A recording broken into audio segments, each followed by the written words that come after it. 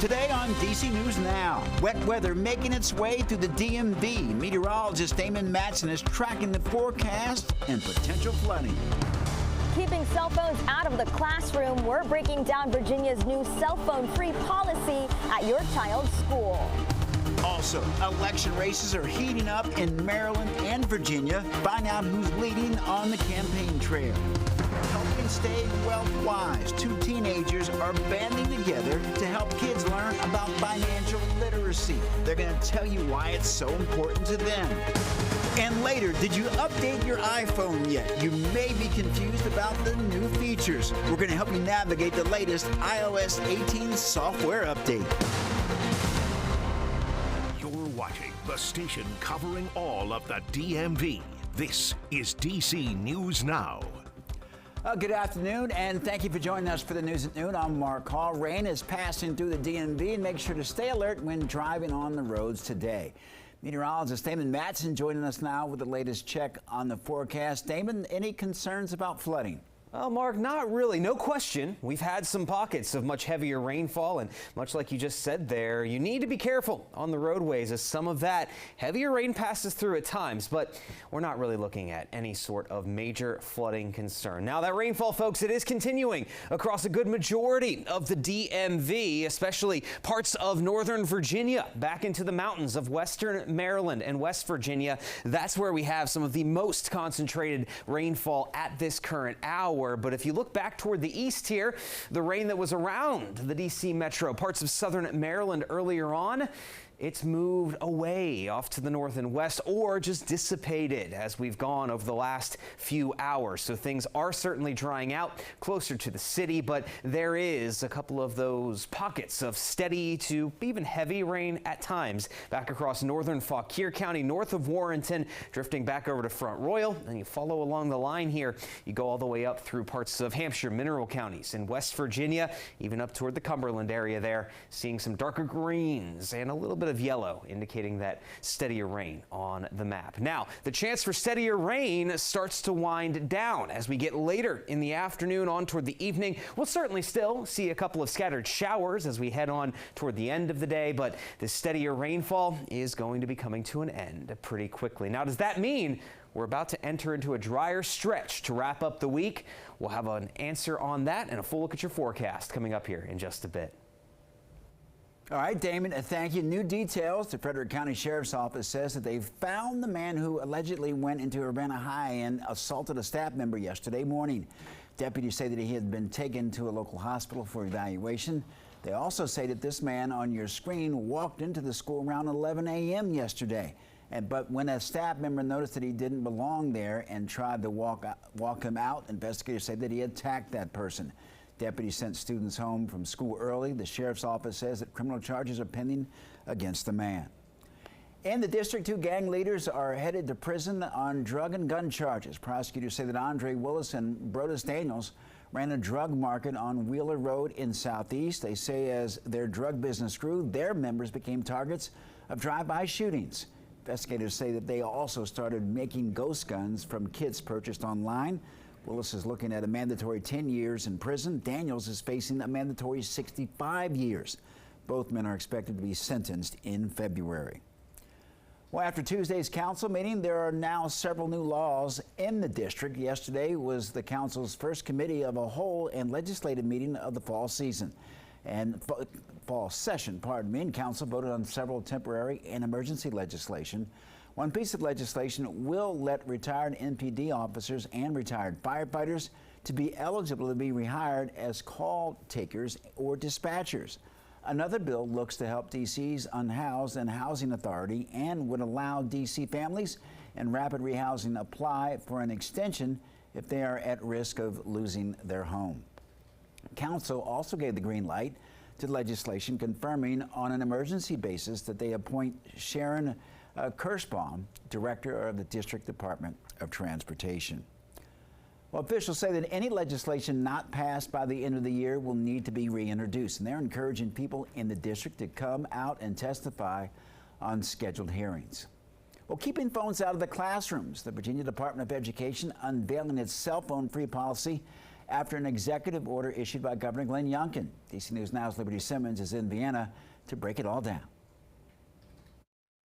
The policy will be bell to bell, which means your child's cell phone will be stored and turned off at the first bell at the start of the school day and until the dismissal bell at the end of the school day. VDOE says the goal is to ensure every student can have a cell phone free education.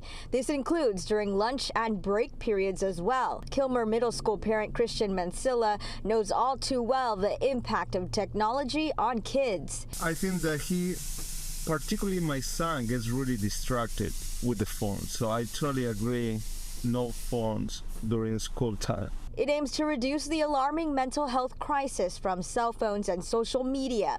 The department received nearly 6,000 public comments and feedback during community engagements before releasing the policy. A new poll shows 69% of Virginia parents of school-aged children support the policy. Some parents did express concerns about the need for cell phone use for health monitoring apps. Those students are allowed exemptions. I think the cell phones are an issue for kids, actually for everybody. So, less time with the phone, I think that is only gonna help them. Some parents expressed concerns over reaching their child during emergencies. The guidance has a clear section on communicating with parents during school-based and family-based emergencies. And school divisions will have until January 1st to implement these new regulations. For now, in Vienna, Liberty Simmons, DC News Now. All right, Liberty, thank you. Instagram adding some strict protections for teenagers. They will be enabled automatically. When someone under 16 opens an Instagram account, it will be private, but by default. The teens will only be able to exchange messages with people that they're following. And there will also be limits to sensitive content, including cosmetic procedures and fights. Only people they follow can tag or mention them. AI will filter out potentially harmful or bullying comments, and sleep mode will mute notifications from 10 p.m. to 7 a.m. Parents will need to approve any changes to these settings, and Instagram will use checks, including AI, to figure out if the teen is faking their age. Well, civil rights organizations filing a lawsuit against the University of Maryland. The lawsuit stems from their decision to cancel an event planned by the school's Students for Justice in Palestine organization set for October 7th. The university's cancellation came after they granted the group permission to host a vigil to honor the lives lost in Gaza. The lawsuit claims that a Jewish peace organization on campus planned to co-host the vigil. University president canceled all student-led events on October 7th at the beginning of this month. He said that the decision came out of an abundance of caution.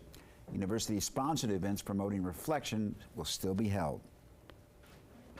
Well, the attorney for a pro-Palestinian group issued a statement saying, quote, the University of Maryland cannot ignore the Constitution to censor Palestinian and Jewish students simply because anti-Palestinian groups complain. Well, DC News Now.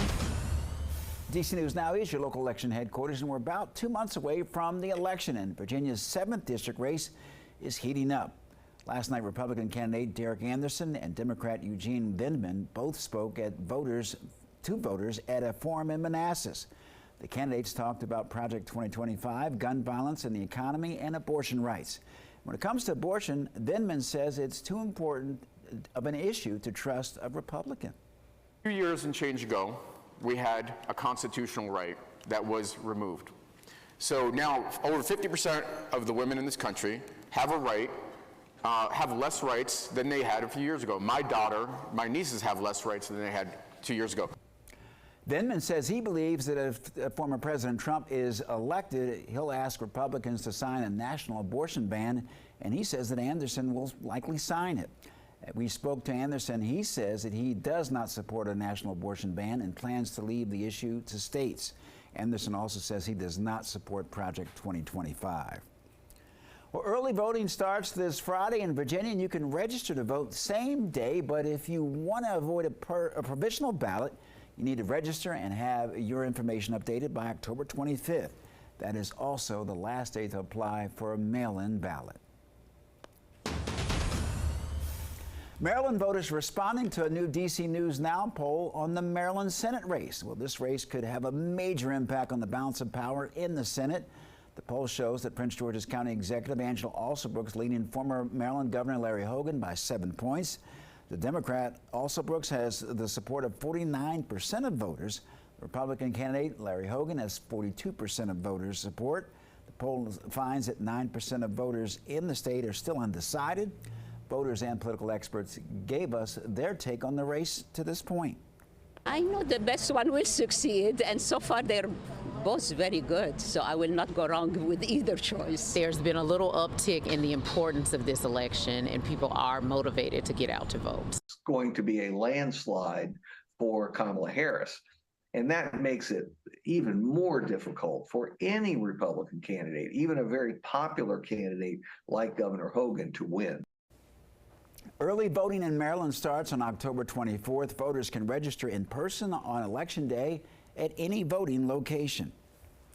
And we reached out to both candidates for their reactions. Alsobrooks saying that the poll shows that, quote, Marylanders understand we must defend our Democratic Senate majority to protect our freedoms and fight for safer communities and lower costs so hardworking families can not just get by, but can thrive. DC News Now did not receive a response from the Hogan campaign despite several attempts.